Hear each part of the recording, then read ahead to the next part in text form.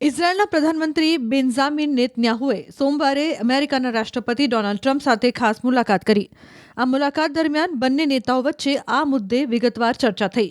અમેરિકી રાષ્ટ્રપતિ ટ્રમ્પે ગાઝામાં ઇઝરાયેલ હમાસ યુદ્ધ ખતમ કરવા માટે 20 મુદ્દા આપ્યા છે, જેના પર નેતન્યાહુ સહમત છે. વોશિંગ્ટનમાં એક પ્રેસ કોન્ફરન્સમાં બંને નેતાઓએ આ જાહેરાત કરી હતી. ટ્રમ્પે યુદ્ધ વિરામ માટે 20 મુદ્દાની યોજના તૈયાર કરી છે. જો કે હમાસ આ મુદ્દે સહમત થશે કે કેમ એ સવાલ છે. જો હમાસ આ મુદ્દાઓ સ્વીકારી લે તો તરત જ યુદ્ધ ખતમ થઈ શકે છે. આ 20 મુદ્દામાં સૌથી પહેલો મુદ્દો એ છે કે જો ઇઝરાયેલ અને હમાસ વચ્ચે કોઈ કરાર થાય છે તો ગાઝામાં યુદ્ધ તાત્કાલિક સમાપ્ત થઈ જશે. કરાર બાદ ઇઝરાયેલ ધીમે ધીમે ગાઝામાંથી પોતાના લશ્કરી દળો પાછા બોલાવી લેશે. 72 કલાકની અંદર હમાસે તમામ ઇઝરાયેલી બંધકોને મુક્ત કરવા પડશે. ઇઝરાયેલે પણ કેદીઓને મુક્ત કરવા પડશે. ઉપરાંત ગાઝામાંથી તમામ આતંકવાદી ઠેકાણા અને શસ્ત્રોનો સફાયો કરવાનો પણ મુદ્દો છે.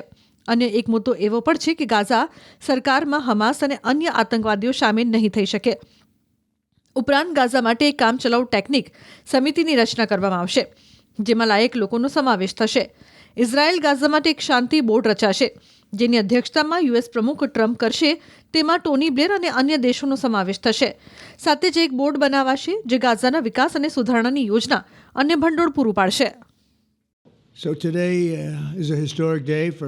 આજે શાંતિ માટે ઐતિહાસિક દિવસ છે. વડાપ્રધાન નેતન્યાહુ અને મેં ઘણા મહત્વપૂર્ણ મુદ્દાઓ પર બેઠક પૂર્ણ કરી, જેમાં ઈરાન, વેપાર, અબ્રાહમ એકોર્ડ્સનું વિસ્તરણ અને સૌથી મહત્વનું ગાઝામાં યુદ્ધ કેવી રીતે સમાપ્ત કરવું તેની ચર્ચા કરી છે. પરંતુ મધ્ય પૂર્વમાં શાંતિમાં આ તો માત્ર એક ભાગ છે, જેને ખરેખર મધ્ય પૂર્વમાં શાશ્વત શાંતિ કહીએ.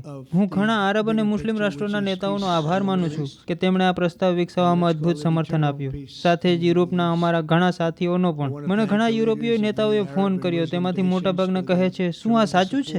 શું ખરેખર મધ્ય પૂર્વમાં શાંતિ લાવી રહ્યા છો? આ અમે સાંભળેલી સૌથી અદ્ભુત વાત છે. કેટલાકને લાગે છે કે આ તેમણે સાંભળેલી સૌથી મોટી વાત છે. હું પ્રધાનમંત્રી નેતન્યાહુનો પણ આભાર માનું છું કે તેમણે આ યોજના સ્વીકારી અને વિશ્વાસ રાખ્યો કે જો આપણે સાથે મળીને કામ કરીશું તો આપણે દાયકાઓ જ નહીં પણ સદીઓથી જે નરસંહાર અને વિનાશ જોયો છે તેને સમાપ્ત કરીને સમગ્ર પ્રદેશ માટે સુરક્ષા, શાંતિ અને સમૃદ્ધિનો નવો અધ્યાય શરૂ કરી શકીએ. પરંતુ જો હમાસ દ્વારા સ્વીકારવામાં આવે તો આ પ્રસ્તાવમાં તમામ બાકી બંધકોને તાત્કાલિક 72 કલાકની અંદર મુક્ત કરવાની માંગણી છે. અને તેનો અર્થ એ છે કે યુદ્ધનો તાત્કાલિક અંત, માત્ર ગાઝાનો નહીં, આ યુદ્ધનો જ અંત. આ યોજના હેઠળ આરબ અને મુસ્લિમ દેશોએ ઘણા કિસ્સાઓમાં લેખિતમાં પ્રતિબદ્ધતા દર્શાવી છે, પરંતુ હું ખરેખર તેમના શબ્દો પર ભરોસો કરું છું જે લોકોનો મેં ઉલ્લેખ કર્યો. ગાઝાને ઝડપથી નિઃશસ્ત્ર કરવા, હમાસ અને અન્ય તમામ આતંકવાદી સંગઠનોની સૈન્ય ક્ષમતાઓને નિષ્ક્રિય કરવાનું કામ તાત્કાલિક કરવું જોઈએ. અમે જે દેશોનું નામ આપ્યું છે અને અન્ય દેશો પર હમાસ સાથે વ્યવહાર કરવા માટે નિર્ભર છે. અને મને સાંભળવું પડે છે કે હમાસ પણ આ કરવા માંગે છે અને તે સારી વાત છે. મને લાગે છે કે આજે આપણે ગાઝામાં યુદ્ધ સમાપ્ત કરવા અને મધ્ય પૂર્વમાં શાંતિને નોંધપાત્ર રીતે આગળ વધારવા માટે એક મહત્વપૂર્ણ પગલું ભરી રહ્યા છીએ.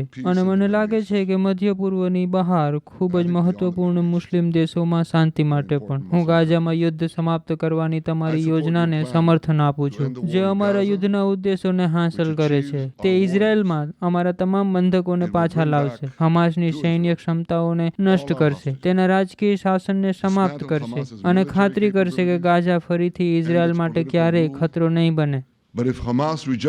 પરંતુ જો હમાસ તમારી યોજનાને ન સ્વીકારે અથવા તો જો નામ પૂરતી સ્વીકારે તો પછી તેને જવાબ આપીશું. ઇઝરાયેલ ખુદ આ કામ પૂર્ણ કરશે. આ કામ સરળતાથી થાય કે મુશ્કેલીથી થાય, પરંતુ પછી થશે. સરળ રીત અમારી પ્રાથમિકતા છે, પરંતુ એ કરવું જ પડશે. આ તમામ લક્ષ્યો હાંસલ કરવા જ પડશે, કારણ કે અમે આવું ભયાનક યુદ્ધ એટલા માટે નથી લડ્યું અને એટલા માટે અમારા સૌથી શ્રેષ્ઠ યુવાનોનું બલિદાન નથી આપ્યું કે જેથી હમાસ ગાઝામાં રહે અને અમને વારંવાર આ ભયાનક હત્યાકાંડથી ધમકાવતું રહે.